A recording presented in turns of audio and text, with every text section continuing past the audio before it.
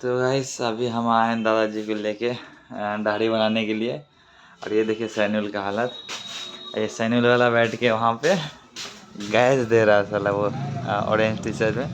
और एक कुर्सी वगैरह गंदा है, देखिए अभी हम निकाल के उसका ये काउंटर साफ कर दे रहे हैं और एक कुर्सी साफ कर रहे हैं।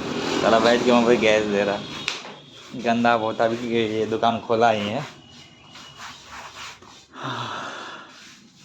इसका ये सब न्यू लग रहा है, ये वाला भी, ये सब जो है ये न्यू बन रहा है इधर लगा हुआ। इसलिए अभी फर्नीचर वगैरह रखा हुआ है इधर पूरा।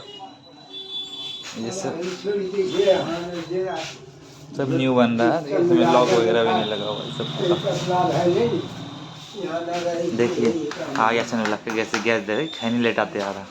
चैनल खोल दिया, साफ सुथरा किया ना, चल दिया उधर गैस देने के लिए। मुझे देखिए वीडियो बना